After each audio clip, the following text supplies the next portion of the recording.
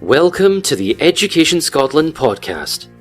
In every episode, we are joined by teachers, professionals and experts to unpack some of the big questions and topics facing the education sector in Scotland. Stay informed with the latest on education in Scotland by subscribing to our podcast.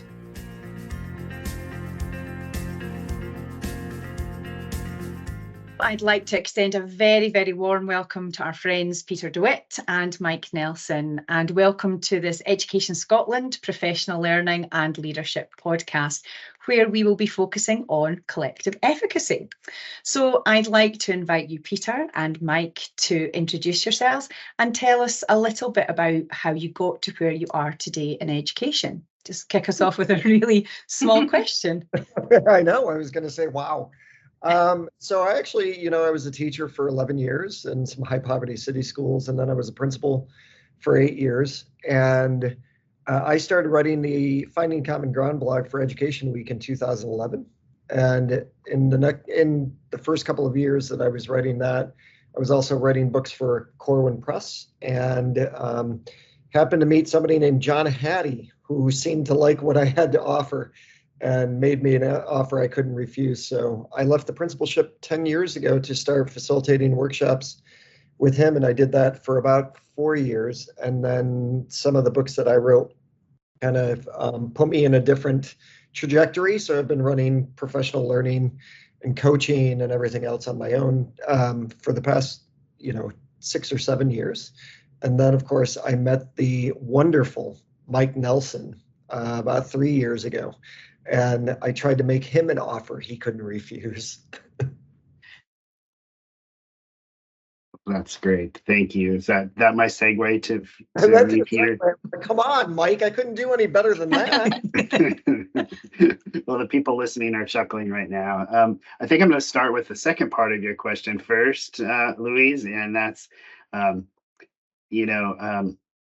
parents ingrained in me at the family dinner table every single night. And this is a true story. I'll frame it in a positive is my mom would ingrain in, I have 2 older brothers and myself.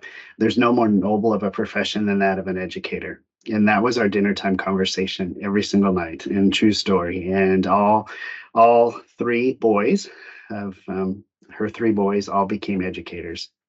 And so that is, I really had no choice but to move into education. And I've had, my parents were in their 40s when I was born. And so my father was in World War II, and my mom graduated early in 1941 at 16, as most women did, and the changes that were needed in the United States at that time period, and went into the workforce. So neither of them went to college, and that they put their sights that their 3 boys would go to college and end up out of college without debt. And they were able to succeed in that goal. And so I feel each and every time that I have the opportunity to spread the message about education, I'm honoring my parents. And I thought for sure that I would retire as a classroom teacher. It's just what I thought, and other people saw things in me that I didn't see, and made it through ended up in a trajectory of from teacher to principal to superintendent of schools. And as Peter ended his message, Peter saw things in me that I didn't see in myself, and I'm grateful for each and every individual who did that. And I think the message is we have that a power to influence other educators to see in themselves things that they can't see in themselves. And so how can we support that? Because if we do that well, we're going to create amazing educational experiences for our students. Wow, what an incredibly heartwarming introduction. I'm going to go back and give a new answer. Oh, that was amazing, Mike. And that's what we're all here today to talk about, is to celebrate education. And that's why the people are listening to this podcast as well. So again, we're just going to start off with quite a simple question. We're obviously here to talk about collective efficacy. And again, I think for a lot of people who are going to be listening, they might be thinking, what is collective efficacy? And also, why were you drawn to collective efficacy within your work? Yeah, for me, I think I was, like many of us, we were engaged in collective efficacy before we ever knew what it was, right? So I was a school principal in a small suburban rural school district. And I didn't have assistant principals. I didn't have vice principals. It was me and it was teachers and staff. And I created a principals advisory council. And one of the things that I always wanted, though, was to make sure I was elevating the voices of the teachers because I deeply respected the teachers that I worked with. So I asked a couple of people to be co-chairs, and then, we would meet once a month, and it was really about how do we improve our school climate. Not that it was bad, but it was definitely, school climate's something that can always get better. And we learned from one another, and that's what we did. We focused on learning. I have a deep love for learning because I'm a guy, I have kind of an opposite experience of what Mike has had because I am the youngest of 5, but the first to go to college. And, my dad died when I was young. My mom went back to get her GED the year after he died. And then I barely graduated from high school. I was retained in elementary school. So I was not somebody who was seen as someone who would actually get into education. I was actually told to focus on a 2-year school because I probably wouldn't get any further. And so for me, it's always about, how can I bring everybody else into the fold? So when I started writing books and working with John Hattie, it was right at the time when he announced, because he used to rank his influences back then. Mm-hmm. And Collective Efficacy became the number 1 influence because it had an enormous effect size. And I kept thinking, because, like Mike, I just have this, I'm always thinking about what's it like to be a leader. I was a building leader and trying to connect it to the work that I used to do. So collective efficacy, to verbalize it, is a shared commitment where you're defining, vocabulary together, because we often have a common language, but we don't have a common vocabulary of what these words mean, like student engagement and differentiated instruction. But it's also about engaging in joint work together, learning from one another, and then having a positive impact on student learning. That's the definition Mike and I use. The other side of it, though, and what he and I try to focus on quite a bit, is not just what we come together about, the content, but it's how we come together. It's, how are we talking with one another? How are we learning from one another? And one of the things that I think I was always fortunate with, whether I was a teacher, I taught first grade, and I remember just having a grade level team. We didn't call them PLCs or anything back then, but we learned from one another. And then when I became a principal with the teacher teams that I was working with, I learned so much about leadership from being with them. And hopefully they learned from me as well. I mean, we still talk to this day, even though I've been out of the role for 10 years. And it's about elevating the voices of the people around the table. Now, there are 2 things that we look at. There's collective teacher efficacy, which is where teacher teams come together and they're a grade level or a PLC or a department, which is very powerful. That's what the research has really shown. And that's where an overabundance of research is, because there's actually so much research. They've been able to do meta-analysis, which is why John was looking at it. But then there's collective leader efficacy, and there isn't as much research around as collective leader efficacy. There actually isn't enough to warrant a meta-analysis yet. And for me, collective leader efficacy is a little bit different, because it's about what does it look like from the systems approach. And and the things that make it tricky are when you come together with your principal or head teacher, the reality is that person has status because they're typically the only one around the table. So the trick is, how do you as the leader lower your status and raise the status of the people around you? And I think those are things that we're consistently trying to do. And, to segue over to Mike, people will ask me, what does it look like? And I will say, I can easily tell you what it's like, because about 3 years ago, Mike asked me to be the lead advisor for the state of Washington for all directors of teaching and learning. And we would get together with a couple of other people from our team, and we would get together every week, every other week, for a couple of hours on Zoom during COVID, during the time when people were Zoomed out.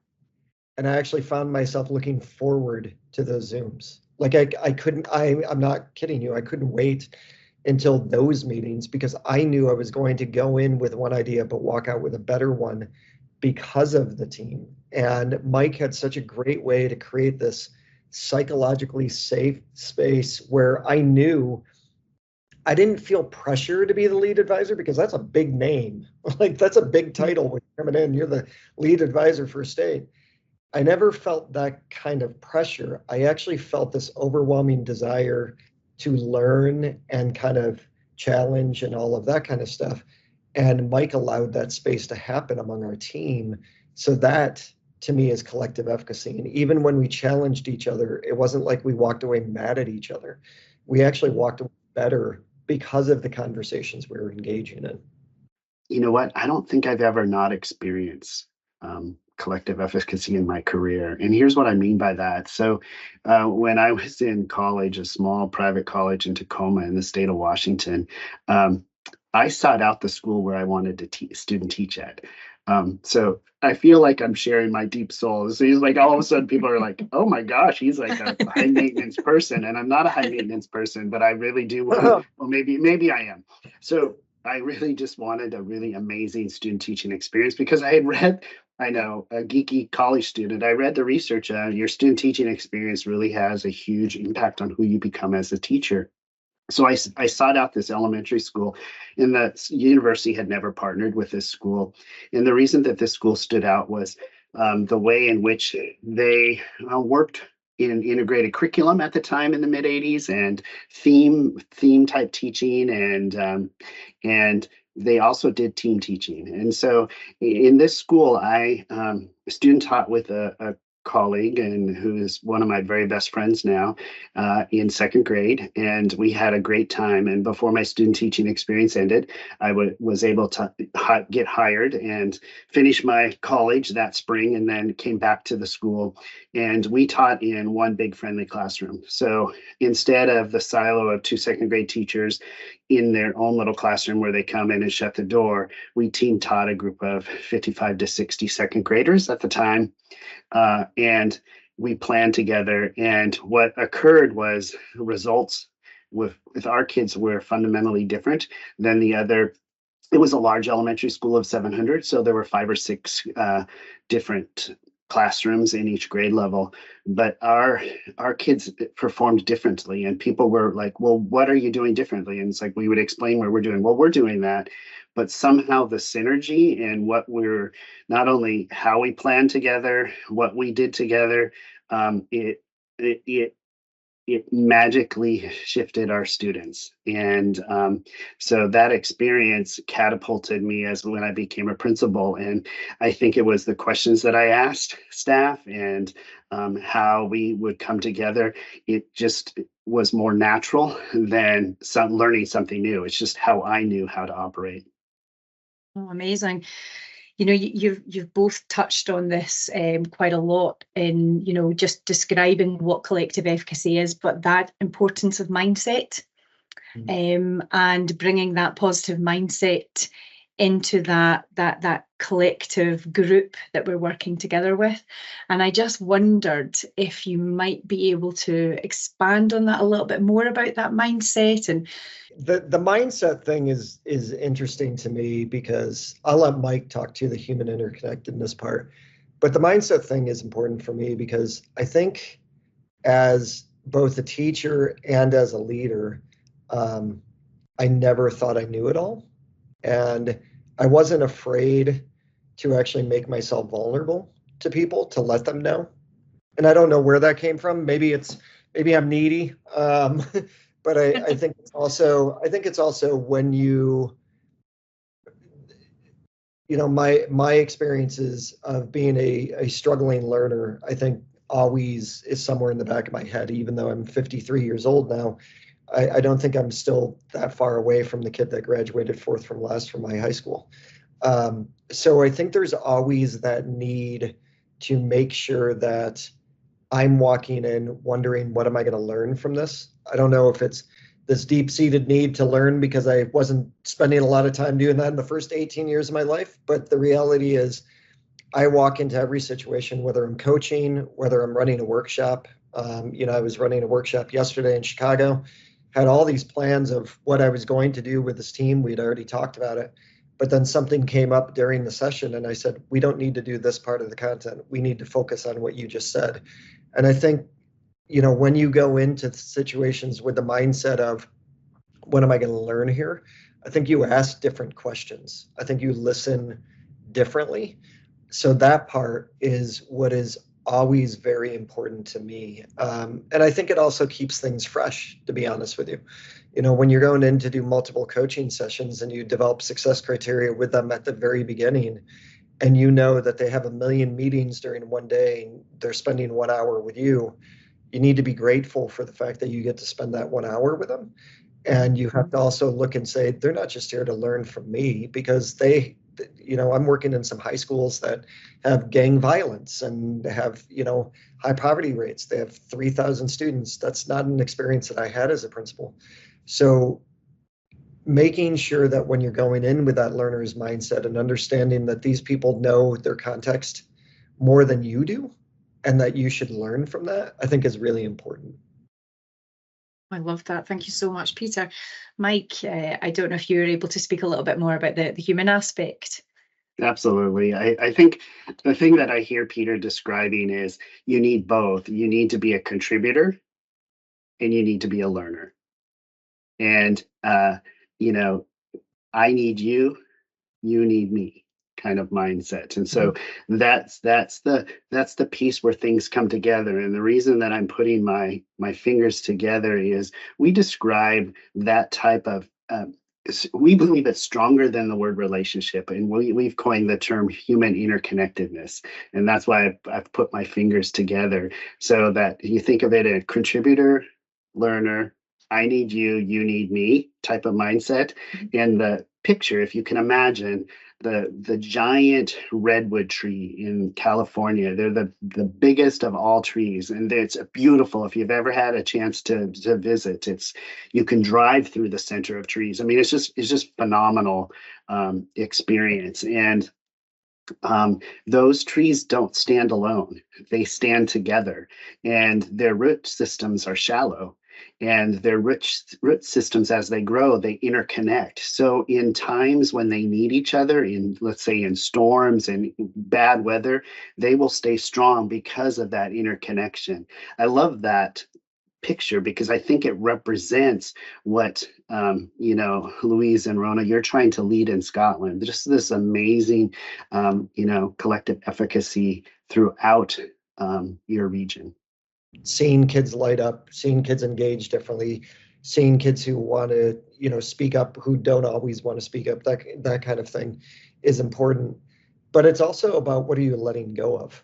What are you abandoning? Because if something's not working, let's talk about why it might not be working, and maybe we shouldn't be using that anymore, and honing in on what are the things that are going to work best. I was recently reading a Harvard Business Review article where they said, and it was about business, of course, but it was, if 80% of your product is coming from 20%, or if 80% of your business is coming from 20% of your product, it's kind of like teaching in a way where you're kind of looking at what are those strategies that are going to give us the biggest bang for our buck. And it doesn't mean we repeat them every single day, but it means that we use those and then we see what other ones are going to help. And when Mike and I are working together, we talk a lot about a theory of action, which has been around for a long time. If we do this, then what are we hoping is going to happen? And sometimes people get really uncomfortable with that word theory, but every day we walk into the classroom is a theory. Every lesson plan we design, every strategy we use, every question we ask is a theory of, is this gonna be the piece that works? And I think that is where the teacher/researcher/excitement comes from. And there are two fundamental questions that we always talk about, which is, how is a strategy or initiative going to have a positive impact on student learning? And how do we gather evidence of our impact? And I've gone through this kind of weird trajectory with the second question, because as somebody who runs workshops or coaches, at first I thought, wow, that really escapes me. What evidence am I collecting? And then you start collecting a lot of surveys and perception data stuff. But as time goes on, and when you have a good partner, and this is where Mike and I go back and forth, is that we start to look at what are those things that we can collect? What pieces of evidence can we collect in our role to understand that we're having an impact? And not to sound too Pollyanna-ish, but to me, that's the fun stuff. And unfortunately, because education is so ingrained with accountability for so many years, I think people, when they talk about evidence, they get very nervous because they're worried that the accountability factor and those kind of things. And we are accountable, but at the same time, that should be the non-judgmental piece, that we engage in those conversations and talk about what is the evidence that we're going to, we really need to know. What kind of evidence are we collecting to understand that this is having an impact? And to me, I love that space. Like, those conversations are fantastic conversations to have. That links in so nicely with our national model of professional learning in Scotland. And at the heart of our model is, the professional learning that we undertake as adults, as educators, and the impact that ultimately has to have on our learners. And it has to, sit within the culture and the ethos of the community that we are teaching in and working in. And I just think everything you said just absolutely resonated with me about that. You both have hit it so beautifully in the impact that a learner has on building collective teacher efficacy and in that role. And my first experience as a principal, I moved from where I described my teaching experience. It was a town that had one elementary school to a bigger district in the Puget Sound area, not too far from Seattle, that had 23 elementary schools. And I was hired because of my literacy results as a classroom teacher, and they thought I could do that as a building principal. In the school that when I was hired was ranked 22nd out of 23 elementary schools in the area of literacy. And when I walked through the school, the each classroom had their doors shut. You couldn't hear a sound in the hallway. That was just this experience that I was not familiar with, because I never shut my classroom door, and my teaching partner and I were wide open, and two classrooms into one type of scenario. And the role in which the influence that I had as a leader to build that collective efficacy among staff and break down those silos into that, and to begin to see the results. And so I almost used Jim Collins in the Good to Great method of, it was slow progress in the beginning, in the modeling, in staff meetings and observations, and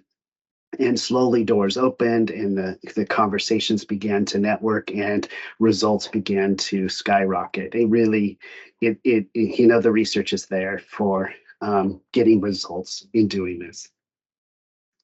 Fantastic. It's interesting. I'm thinking back to what a head teacher said just recently about part of leadership being relentless. So the results might not be particularly quick to come to fruition, but to just be relentless in your drive for what you believe in, and obviously in this instance collective efficacy of everyone involved. I'm sort of thinking now about moving slightly on to a sort of leadership sort of perspective. And Peter, you touched on collective leader efficacy, and I know that's not quite as scrupulously researched as teacher efficacy, but I'm thinking about from the point of view of leaders in schools or middle leaders listening to this podcast, and how you would maybe advise them to sort of approach collective leader efficacy, if you've got any tips on that. Oh yeah, no, it's a great question. Sometimes it seems that it's easier for people to say, well, teachers should do this. Teachers should do this. And that's why collective teacher efficacy is so important. And it's because we know that they're the ones who are closest to kids, and we understand that. But I always felt like, wait a second, I'm feeling a little left out. I understand as a school leader, you're supposed to set up the environment where people can collaborate. But what part am I in? Like, I go into classrooms every day. I really did, as a school principal, go into classrooms every day. I read to every grade level on Fridays. It was just, and I thought, looking back, it was when you're doing this whole thing like a principal's advisory council or an instructional leadership team, it's about the role of not just are you setting up the environment, but how are you contributing? And one of the interesting things that happened to me when I was a school principal is I would give tours to the new kids around the school and and all of that stuff. And we were on a beautiful campus. We had 25 acres of land. We had a pond. Our kids snowshoed during the winter. Like, it was a beautiful place to be. And we would always end in my office. And what I found, I'm always hearing these common themes, I think conceptually all the time. And almost every parent would look at their child and say, I never want you to have to come back here to his office. And I remember, like I always said, please don't say that. I see kids for good reasons more than I see them for bad reasons. And what I realized in that moment is that my office even had status. People remember when they got called to the principal's office or the head teacher's office. And it made me start looking at my observation process. I would, go down and do my formal observation conversations in the teacher's classroom because they felt more comfortable there than maybe they did behind my huge desk. The point of that is that you bring that level of status to all of your meetings. And when I go into work with school leadership teams, and Mike finds this too, when we ask a question, the very first person who's going to answer the question is the head teacher or the school principal. Absolutely. Yeah. And I remember working with this elementary school through Zoom, and the principal wanted to learn more about collective leader efficacy. And every time I would ask a question, she was the one who would answer. And I said, do you notice how many times you've answered the question as opposed to the that's an element of collective efficacy, because it's really about, I think there are some key ingredients. Number one would be, what are the roles? Because Mike and I have found overwhelmingly that people show up to professional learning and they don't know why they're there. They really don't. Mm-hmm. I mean, it's come out in conversation, it's come out and they don't know why they're there. So we send letters out ahead of time, just like we did with all of the leaders that joined us for the webinar. We send a letter out ahead of time. Here's our success criteria. But what we found is equally as true is that people show up to their leadership team meetings and they don't know what they're supposed to be doing there. I mean, we've had people actually say to us, I've been on this team for 2 years and I don't know what my role is. That's awful. You're meeting on a monthly basis for 90 minutes and you don't even know why you're there. You don't know what you're contributing. So what we can do as leaders is to make sure that everybody has these roles, and they could look different. They can be a researcher. If you particularly, read journals and you want to bring an article in about a strategy that you're focusing on, then you're the researcher. We need to learn together. Who's the facilitator of learning? Because we shouldn't just be sitting there listening to information. We should actually be engaged and modeling the very strategies at that meeting that we want to be able to see in the classroom, or we're just being hypocritical. We want to, who's the innovator? We were working with a group in New Brunswick a number of years ago, and I had asked, what's missing from the roles? And they said, innovator. It's the person who sees all the possibilities. And now these days with AI, we know that that's really true. I mean, we're experiencing that right now. And then there are people who's taking notes, because that's a very important part of it. And the reason why it's also important is not just so people know why they're there, but it's also because every single one of those people can give you a different perspective. Mike has introduced us to the lead learner role when we're doing professional learning. And as scary as it might be for you to have this role where you're looking over our presentation and then telling us how you prepared, and then after each learning chunk talking about what you're learning, it's equally as important for us, because what you're doing is not just sharing your voice, you're sharing your perspective, which may be different from us. So for leaders, it's about how are you using these roles to make sure that you're gaining those different perspectives, because there's internal self-awareness and external self-awareness. And external self-awareness is whether we're actually doing this work to hear from the people around us. And then, of course, there are drivers. Michael Folan introduced us to the whole term about drivers in the past. And it's something that a driver is something that impacts 100% of your staff and students. So when we're looking at collective leader efficacy, we're talking about those things that you had asked about before, like mindset is a driver. Do you have a learner's mindset where you're showing up to a meeting to learn because you look at that meeting as a professional learning space, or are you looking at it as, oh my gosh, I have an hour and a half, I've got to be here and I can't wait till it's over? There are things like professional learning and development. How are we learning together when we're there? There are skills to work in collectives. How are we communicating with one another? How are we listening to one another?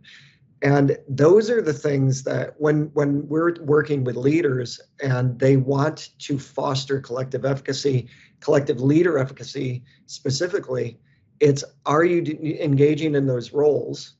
And are you actually thinking about how your team comes together and not just what your team is coming together about? So that's great. I think I love the idea of roles, like, everyone has a part to play in this. And I guess it's sort of what you do, if we take ourselves back to being in the classroom, it's sort of what you do with your learners, isn't it? That you make sure everyone's got their part to play. Mike, anything to add about this? I'm fascinated by collective leader efficacy. Well, Rona, if you don't know me by now, I always have a story. So come on, let's have a story. I had, when I was when I was in a larger suburban school district and in my principalship, I had the opportunity, received a grant with a couple other colleagues from the district to go back to Harvard to spend a summer. And so had the opportunity to learn from Dick Elmore and Tony Wagner and Bob Keegan in particular. And really talked about the concept of this concept and how can we stay connected. And we brought back to the district of 60 principals the concept of we need to form triads, because they really talk to us about three. And Peter talks about the roles. In that three, we each had roles depending on the circumstances. And our objective that was put on, we brought back, and our superintendent said, yes, go for it, was, during the course of the year, we would be in each other's buildings. And when we were in each other's buildings, we, here's what we want you to be looking for, the other two people. And it would almost be this fishbowl. I would be my building, and we would be walking together, and then we would debrief and they would talk. From that, it was just like this huge understanding, and new thoughts and strategies and ideas would emerge among the three of us when they were in my building. But I gained just as much by going to their buildings and working with them and doing the learning walks and instructional rounds with them that I could bring back. And my teachers, I would talk about it in my bulletins. I would share it at staff meetings, that I'm a part of this learning process to become a better principal myself, just as when you meet on Friday afternoons in your collective groups, you're doing the same thing. And then we are doing this all together. So how do we bring those pieces together? So that's my story. I love a Mike Nelson story. I think, it sort of resonates with me. I don't know where I'm getting this from, but this sort of saying, the total is greater than the sum of the parts. Correct. That seems to be what's in my head here.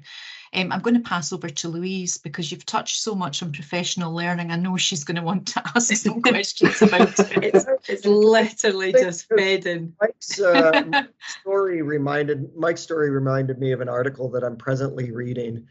And I'm a big fan of Adam Grant. And one of his articles from a couple of years ago was recommended online, so I started reading it. And it's about feedback sharing as opposed to feedback seeking. And feedback seeking is when, in the article, at least in the research that they did, feedback seeking is what you would think. It's when we're asking our staff, we're looking for feedback on how to get better. And what they said is very often that doesn't work well because staff doesn't feel comfortable doing that. But what Mike was actually sharing was a version of feedback sharing.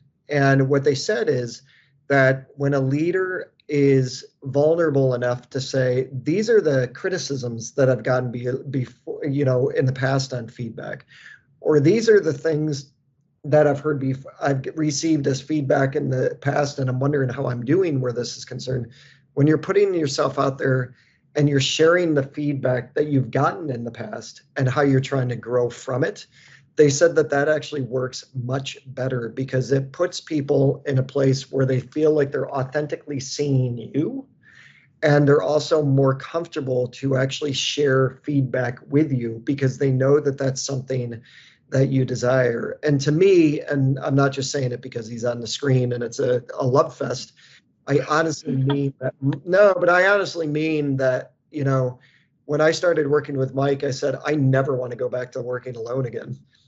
You asked earlier about what leaders can do. I think those are the things that resonate because leaders feel this immense pressure to have all the answers and be the one who's, back to the oak tree, to be the oak tree. And we want them to be the redwood. We want them to be comfortable and vulnerable enough to share because that's not going to, and it actually said in the research, there is no downside to being vulnerable. When you're feedback sharing and you're showing yourself as vulnerable, that does not mean you're chipping away your own credibility. And that's what people are so afraid of. They're afraid of doing what Mike just perfectly said that he did because they're thinking, well, this is going to make me look like less of a leader if I'm actually looking like I'm looking for help. When the opposite is true. The more you do that, the more people see you as that learner and leader, and they want to be a part of what you're doing. Absolutely. It sounds like Steve Munby's Imperfect Leadership, where he talks about this authenticity. And although, you can share that you have vulnerability or that you're unsure about something and you pass over specialisms to other people in your team, it doesn't mean you're weak. It means that you're being authentic, and that's great leadership as far as I'm concerned. Thanks very much for that. They're going to pick up on the theme of professional learning, which we have touched on quite a bit. What you said, Peter, right at the very beginning, and reading your book on collective leader efficacy, what really stuck out with me more than anything was how can we lower our status to raise the status of those around us?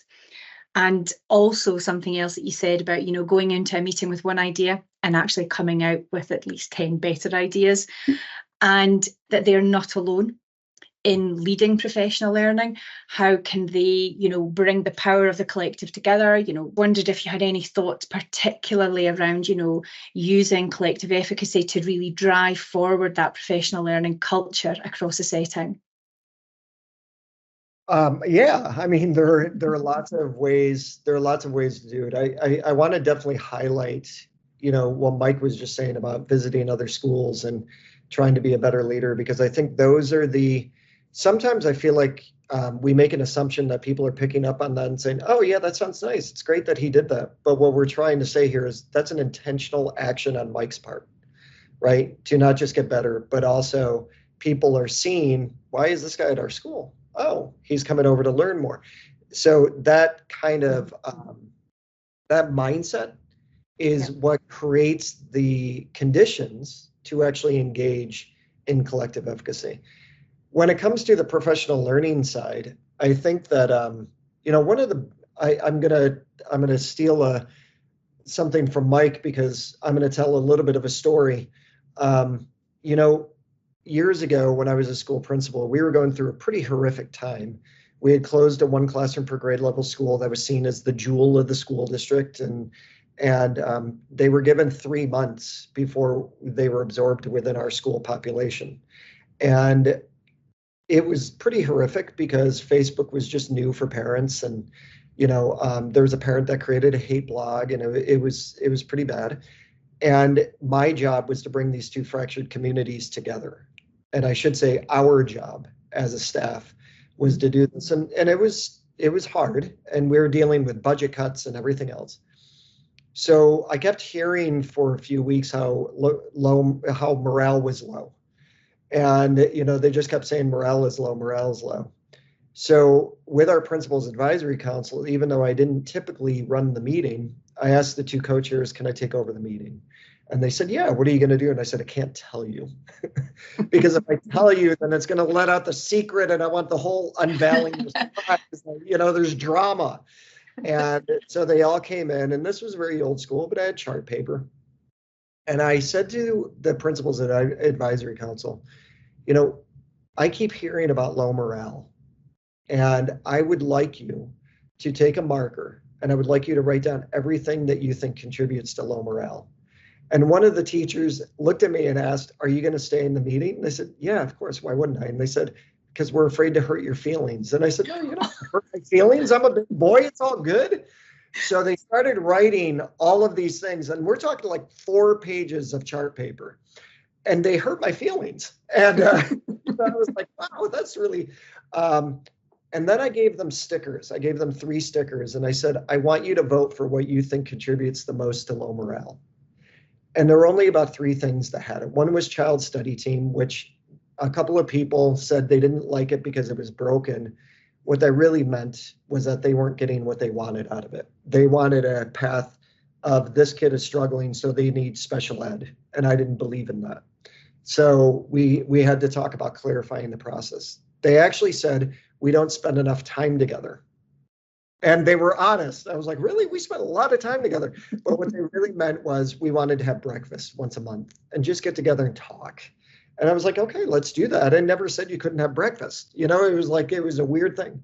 The third one was the powerful one. We don't have a voice in our own learning.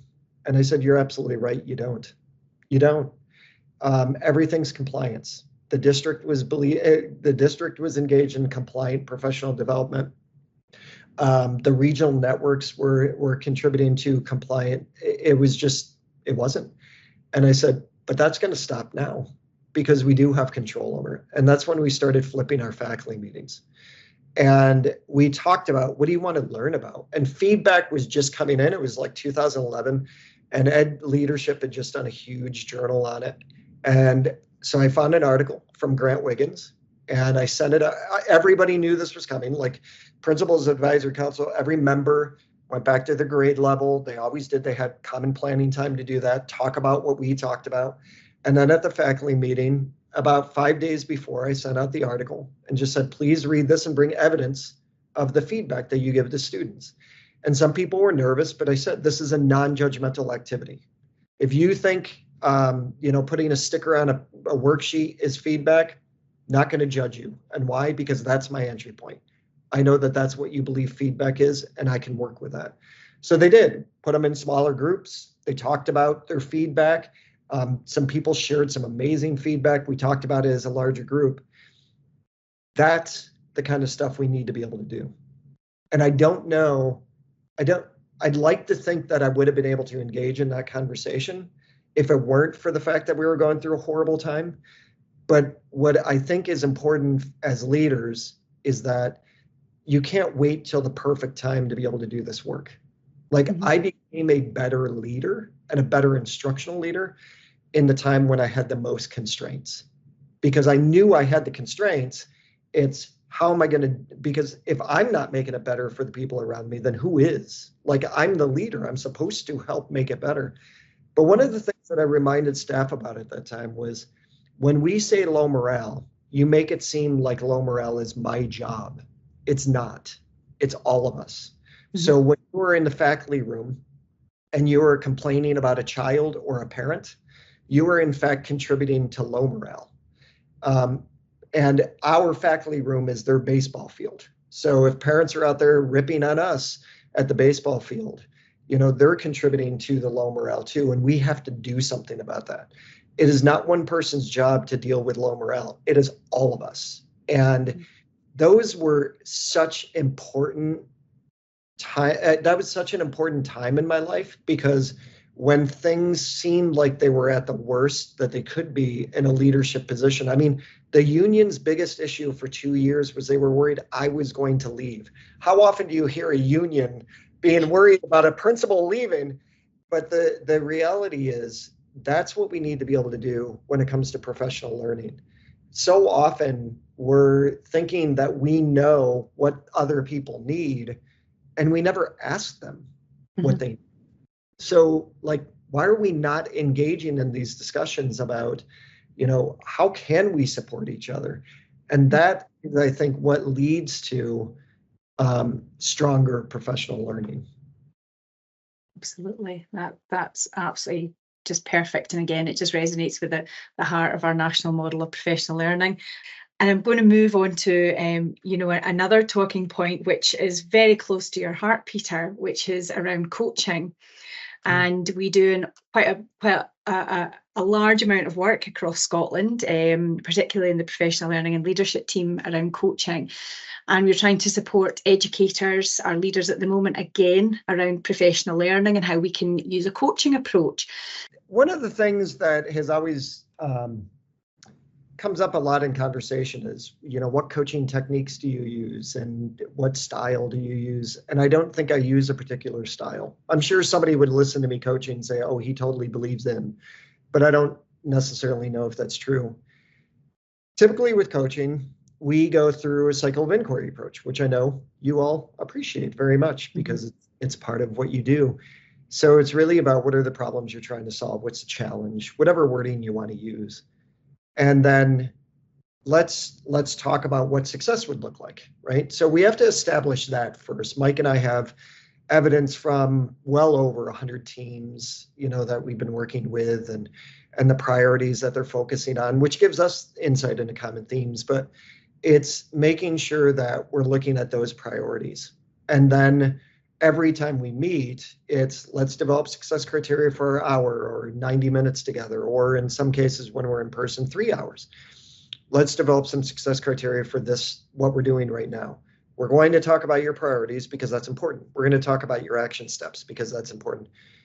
But we're also talking about things like mental health. I was working with the school leadership team during COVID, and they were very strong, well over 3,000 students in their high school. High poverty rate. They have gangs there, but they're a strong team. And within the first probably 15 minutes, two of the assistant principals started crying, and because they were so overwhelmed. And it was the third week of school. And the next morning, I just couldn't get it off my mind. The next morning, I woke up and I wrote a blog called Why We Need to Be Concerned About the Mental Health of School Administrators. And it got shared 17,000 times in 24 hours.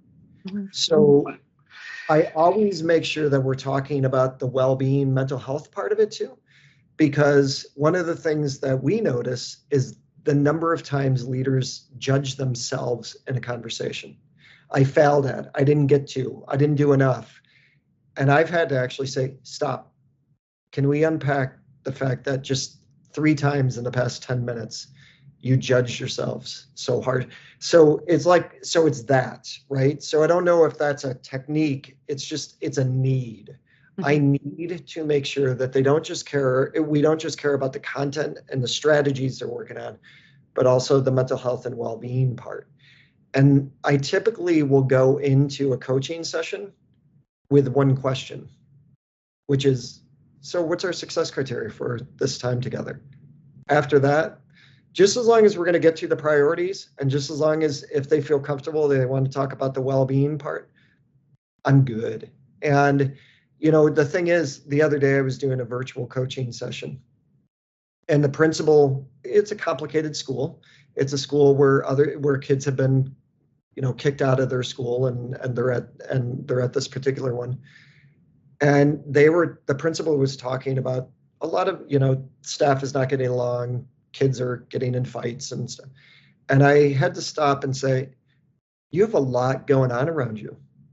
You have some negative experiences that are happening. And we need to talk about what can we do to kind of get this done, but how are you feeling? Because that's a lot to be able to take on. And he just, you could see him just de-escalate. That's a part of coaching that I think we need to be able to experience as well. And also coaching, much to what Mike and I were talking about, it's a reciprocal learning experience. It's not that I'm coming in as the expert, because there are often contexts that I didn't have. So to me, it's that learner part where I want to ask questions because I want to learn about the context and about what they're experiencing. So I just find coaching to be such an amazing experience that I'm great. I know it's going to sound hokey, but I'm so grateful to be able to do that work, because we do walkthroughs all the time when we're in person. And I, when I'm writing a blog, people will say, I feel like you're in my head. And I am, because I'm hearing what people are saying.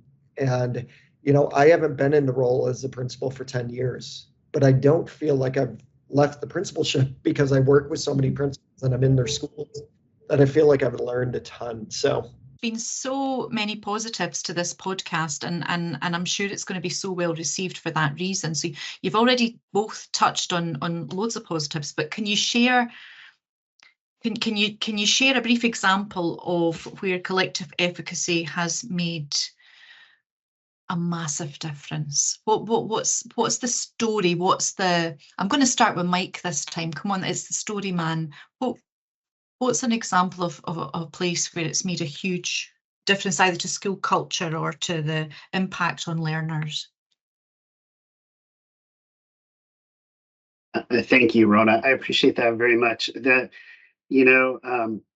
is a story, and we all have our experiences that we base our learning from. And I was put into a situation after being at Camelot that I spoke of, the elementary school. We received quite a bit of accolades, and when you receive accolades, you sometimes then get put in positions that are uncomfortable. And I was moved by the superintendent one February. Set up in February. Our school year starts, like I said, opening in August and first day usually in beginning of September. In February of the year prior, it was announced and hit all the papers that I was being shifted to the lowest performing school in the district. And because we had experienced such success at the previous school. I was a young leader at the time, and I didn't. I walked in at my first staff meeting. That we started the staff meetings in that spring, and I was supposed to be the fixer.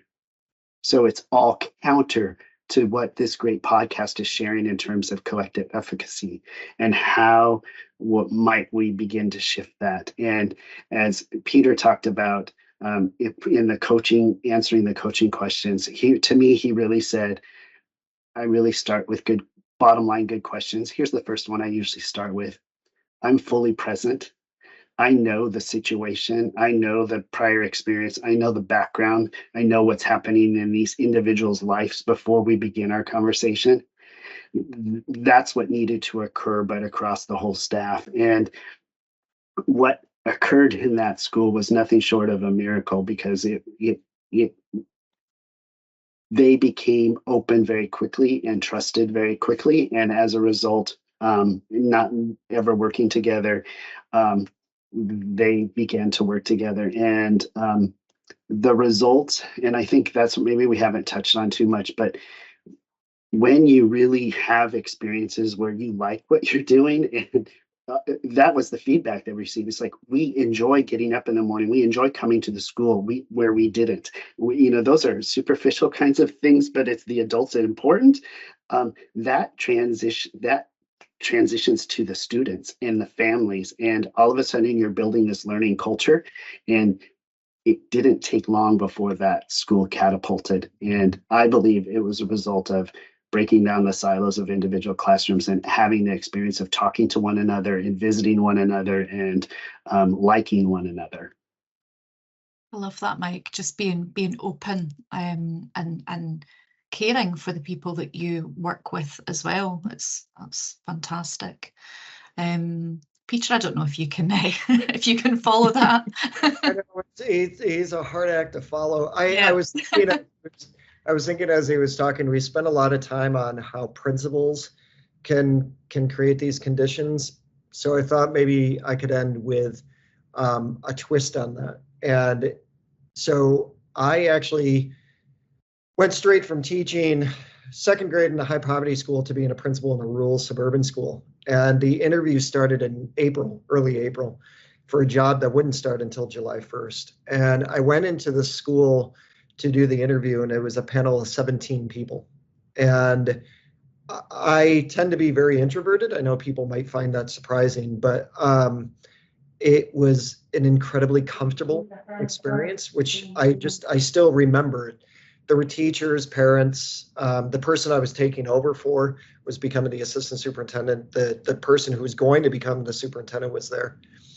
And I remember they started asking me questions about what kind of leader I was. And I said, I don't have any leadership experience. They knew that from the cover letter and everything else back then. But I brought my big old teaching portfolio and I, dropped it on the table and I said, this is the kind of teacher I am. And this is the kind of leader I hope I could be. And what ultimately happened is that they actually wanted me. They wanted me to be their principal for a number of reasons. One, because I had elementary experience and a principal there did not necessarily have elementary teaching experience. And my point here is that, that person who I was taking over for said, please come over to the school whenever you want. And I was still teaching, so I couldn't, but what I ultimately would do is school would end at 3:30 for me and I'd drive over and get there at 4:00. And then I would spend time with her. She gave me lots of time to talk about, what the school was like. I met teachers. The secretary gave me the yearbook and said, study the yearbook. And she put, not only were the teachers in there, but she wrote their spouses' names. And she said, so you're going to know who they are when you meet them. And I studied the pictures of the kids. And then I took 2 personal days because I had 2 personal days. So I went and spent all day with the kids. And by July 1st, I knew everybody by the time I got there. I was invited in to Collective Efficacy. I wasn't the one creating the conditions. I did the work and it was hard, but I heard for years after how much people appreciated the fact that not only was I teaching full time, but I was making an effort to come over once a week to that school. But I did that because not only was I grateful for the position, proud to be there, but I was also invited in to Collective Efficacy. So this isn't always dependent on the principal setting the conditions. What we want people to understand, if we're going to lower our status and raise the status of the people around us, it's up to teachers as well to invite us in to Collective Leader Efficacy. And I certainly benefited from being able to do that. And that made me want to be a better leader for the 8 years that I was with them. That when things got tough, and they always do, when challenges happen, and they always do, I always made sure I thought about the fact that they invited me into their school to be a principal because they wanted me. And that's a pretty incredible thing to carry with you when you're going in. So just, if you're listening to the podcast and you're not a leader or an official leader, maybe you're teaching and you're thinking about leadership. But even in your teaching role, how are you inviting your leader into Collective Efficacy? Are you inviting them to your PLC meeting? I work in schools where principals are not allowed to be a part of a PLC. That's a horrible thing. So how are you inviting principals into your classroom? How are you inviting them? Because, they certainly have the right to be there. We know that. We know that's part of their role. But are you inviting them in to be there too? And I think that's just an important element that we need to talk about too. Absolutely. And I'm just feeling very positive having listened to you both over the course of this podcast. And it seems to me that it all stems from relationships. Everything, everything that we do is about forging these strong relationships. Louise, do you want to? And actually, that takes us really nicely onto this very final tough question for you both, and just a really nice way to end it. And I think, Mike, you've already alluded to your answer to this question, but we'll start with yourself, Peter, because I think this is a really important question for all of us in our careers to be thinking back and reflecting on our careers. Who championed you in your career? Who was that person that championed you and that you could say thank you to? So this is a bit of a hard one. So I'm going to just apologize, but I feel very comfortable with the two of you, and I certainly feel comfortable with Mike. My sister Trish championed me when I was after my dad died. Our dad had passed away 3 months before she graduated from high school. She was National Honor Society, just amazing. But she dropped out of college so she could help take care of me. And when I was unsuccessful and I failed out of a couple of community colleges, I was going to a third community college, and she said, I I want you to have a 2-year degree. I want you to have more than what we have. And luckily, at the same time, I met a coach because I was a long distance runner, where I went in and, he said, you need to go into the Learning Assistance Center if you're going to run with us. And I went in with a 1.7 GPA and walked out with a 3.86 that semester. And what happened is, to make things worse, my car broke down and it was a 45-minute commute. So my sister's husband, my brother-in-law, would pick me up at 6:30 in the morning. We'd drive about 30 minutes down and drop him off at work. And then I'd take their car and drive down to the community college. And he would work overtime so I could run in the afternoon after classes. And at that time, they had a 1-year-old child. So they made a huge sacrifice for me. That was, I needed things to work. That turned into me going to get my bachelor's and going to get 2 masters and then getting a doctorate. And my sister Trish was always there. She passed away a couple of years ago. And anytime I had a book come out, anytime I was, some milestone, she was always the first person to jump in and say, I am so proud of you. And we talked every single day. And she always knew. I always told her that I would not be here if it weren't for her. And I would take her and my mom on vacation every year, but I would take them on work trips every year as well. So she championed me in a very huge way. And, just like what Mike was saying about wanting to make his parents proud, for me, when I think that I sometimes worry, Mike and I are so authentic in what we share that people are going to think, oh, it can't be real. Yeah. I think the reality is that when you have loss and when you have people in your life, like, I did with my mom and sister, who championed me quite a bit, they're both gone. But you still, as you move forward, you always want to know that you're making decisions that will make them proud, right? You absolutely. Yeah. So they are definitely, they definitely championed me. But my sister was she gave up a lot. She ended up going back to get a 2-year degree, which was really fantastic. But she gave up a lot at during a time when they were not making a lot of money either, to make sure that I was successful. And I will never, ever forget that for the rest of my life. Mike, I'm going to pose the same question to you to finish off this podcast. All right, so I started with my mom, and I think I'm gonna shift a little bit and use the word inspire in how you how you've posed the question, Louise. I'm going to highlight Shelley Harwing. I don't know if you know her work, but she was superintendent in District 2 in New York City. She's written several books on literacy.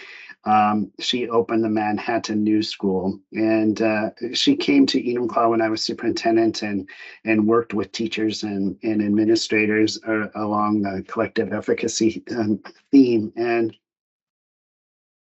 her books were something that I would consider like my dearest friends. They were my old favorites. Anytime I needed just inspiration and insight, it would be turning to a Shelley Harwing book. My story about Shelley Harwing is we became pretty good friends, and I called her. As I said, she was superintendent in District 2 in New York City. District 2 in New York City is the Manhattan World Trade Center. She was superintendent at 9/11 in 2001. And I called her on the Sunday after, and I said, "How are you?" And she says, "Well, let me just tell you what I'm doing right now. I'm at my dining room table, and I'm writing handwritten notes to my staff because I don't know what else to do and how to thank them." That story has stuck with me, thinking, oh my gosh, you are superintendent in New York City in District 2, and you're at your dining room table and you're writing handwritten notes because you don't know how else to say thank you. And she went on to share that she had first grade teachers who their schools were in big buildings right next to, across the street from. And she described how the first grade teachers took their students hand in hand in a line through the dust where you could barely see up the road to safety. Those stories didn't get told as widely worldwide as many of the other stories during that event. But educators are true, incredible individuals, and she was an inspiration. Her book, I think her first book alone is the one that is my favorite. And if you were to look at it, I could pull it from the bookshelf behind me, but it's just tattered and worn and post-its and highlighted, and coffee spilled on it and water spilled on it and sun stains and all of that, because it's just that much of a book. But the title of the book is Lasting Impressions. And I think that as we do our work, the vision that we want is to have lasting impressions on the students and staff in which we work with. Wow. Thank you both so much. And again, just to repeat what you've said, Mike, you both left an amazing lasting impression on us all, everyone who has been listening to this. Really, thank you so much for your honesty, for your insights, for your advice. That advice particularly to constantly keep on learning, and that's what we're here to do. And thank you so much for your time today, and yes, enjoy the rest of your day, and we look forward to continuing to work with you both across Scottish education. Thank you for listening to this podcast. Don't forget to subscribe for notification of when a new episode is published. If there is a topic you would like to hear featured on this podcast, get in touch with us. We'd love to hear from you.